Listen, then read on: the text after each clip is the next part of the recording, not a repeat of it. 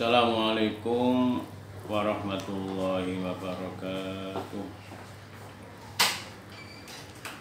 Alhamdulillahirabbil alamin. Wassalatu wassalamu ala asyrafil anbiya'i wal mursalin Sayyidina Muhammadin wa ala alihi wa sahbihi ajma'in. A'udzu billahi minasy syaithanir rajim. Bismillahirrahmanirrahim. Iqra bismi rabbikal ladzi khalaq. Khalaqal insana min 'alaq. Iqra wa rabbukal akram. Alladzi 'allama bil qalam. 'Allamal insana ma lam ya'lam. Wa qala Rasulullah sallallahu alaihi wasallam, thalabul ilmi fardhatun ala kulli muslimin wa muslimah. Anak-anak yang berbahagia, kali ini saya akan menyampaikan materi mengenai pembinaan mental agama di sekolah.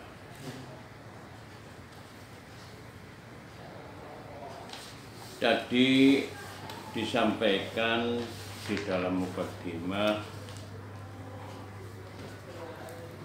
itu mengenai betapa pentingnya ilmu bagi kehidupan seorang manusia.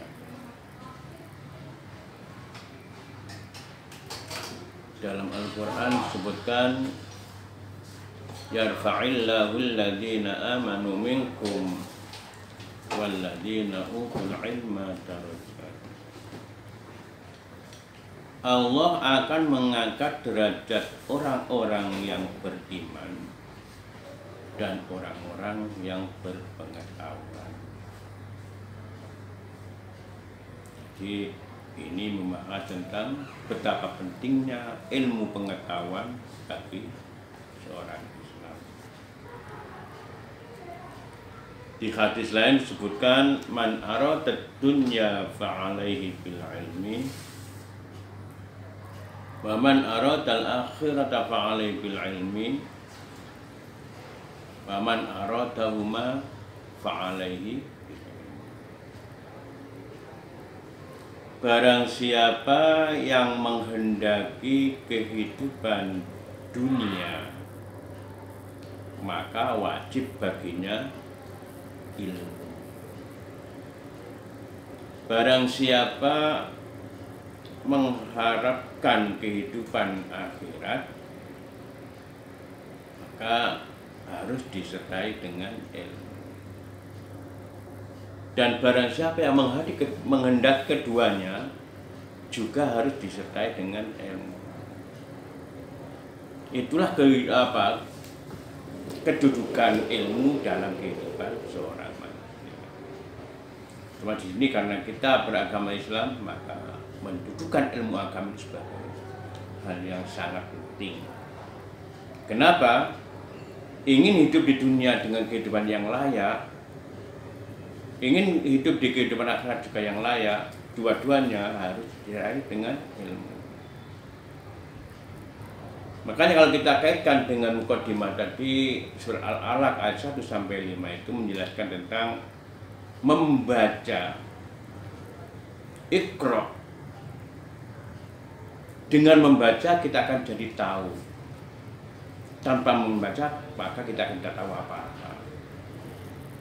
Membaca bukan berarti hanya dengan lisan, tapi membaca juga bisa dengan pikiran, mata, dengan telinga, dengan hidung, dengan apa ya. Itu pengertian membaca yang dimaksud dalam Al-Quran. Islam pertama kali dikenal oleh umat Islam sebagai agama, yaitu mengajarkan tentang membaca ini. Karena sekali lagi dengan membaca itu semakin banyak yang kita akan ketahui. Sebelum seseorang menciptakan sesuatu, membuat sesuatu, maka membaca dulu makhluk-makhluk Allah yang ada sekelilingnya. Sebagai contoh, orang ingin membuat sebuah kapal terbang. Jadi tentunya orang ini ingin membuat sesuatu itu, membaca dulu makhluk Allah. Apa yang bisa terbang? Yaitu burung. Pertama kali orang membuat percobaan itu dengan bentuk balon Zeppelin. Sesuatu ini dia terbang, dikasih gas akhirnya terbang. Setelah terbang di atas meledak, tidak bisa turun kembali. Maka akhirnya orang ini meneliti makhluk Allah yang bisa terbang itu dengan meneliti burung. Dilihat ada sayapnya, apa fungsi sayapnya, apa fungsi kepalanya, apa fungsi ekornya. Ini dipelajari semuanya, dibaca semuanya. Akhirnya terciptalah sebuah kapal terbang.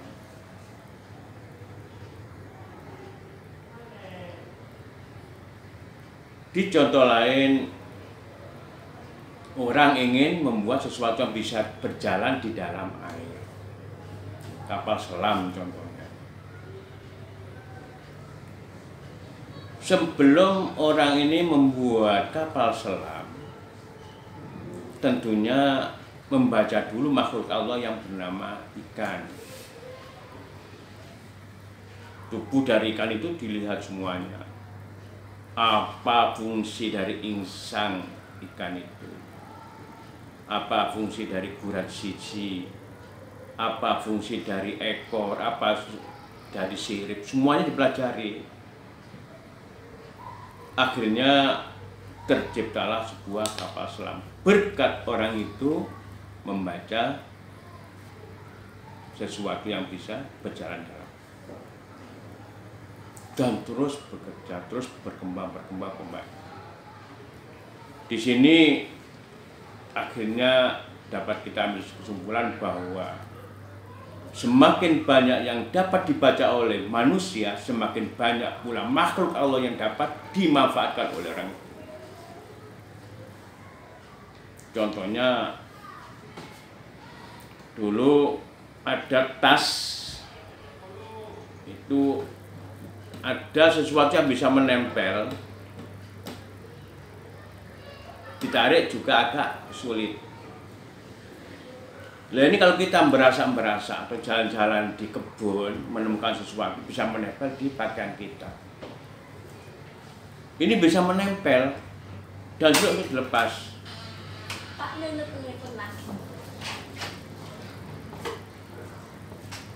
Ada pohon kecil sekali, bundar-bundar seperti apa itu, ada rambut-rambutnya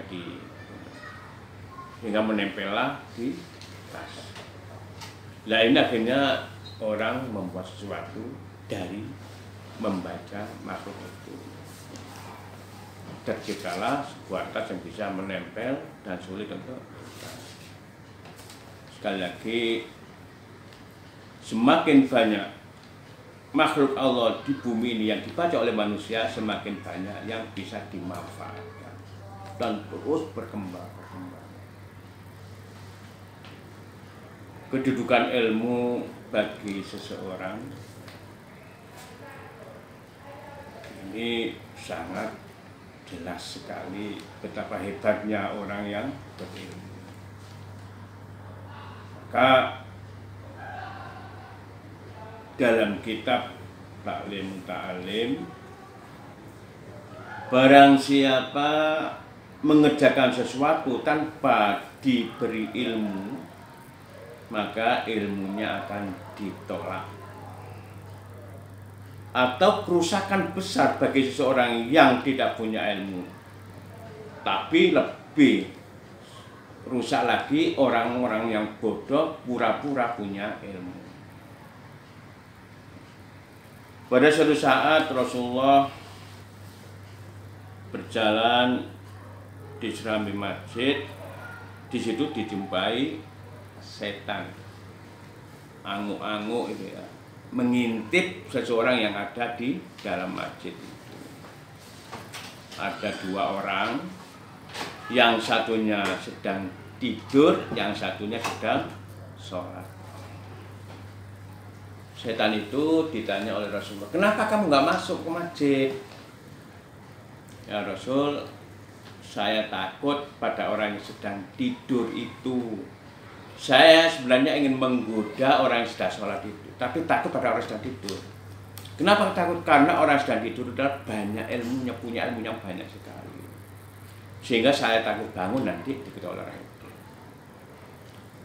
Setan sampai takut pada orang yang berilmu, apalagi yang lain. Itulah makanya di sini betapa pentingnya ilmu, sebuah ilmu bagi kehidupan seseorang. Makanya mari kita semangat untuk mencari ilmu. Bahkan Rasulullah pernah bilang, tolabul ilmi utlubil ilma walau bisin. Cari ilmu walau sampai ke negara Cina. Kenapa kok Cina? Waktu itu mungkin sudah mengalami banyak kemajuan. Sampai jauh-jauh Mekah ke Cina itu jauh sekali. Kenapa kok ke sana? Nah, di sana banyak orang yang berilmu. Itulah makanya sekali lagi mari kita nanti ya di dalam sekolah Parongan ini kita semangat bacanya harus benar-benar kita tinggikan sehingga memperoleh ilmu yang banyak yang bisa bermanfaat untuk kehidupan kalian semua. Barangkali hanya cukup itu yang saya sampaikan. Mudah-mudahan ini bermanfaat ya, karena kita termotivasi untuk semangat mencari ilmu di SMP Islam Parongan.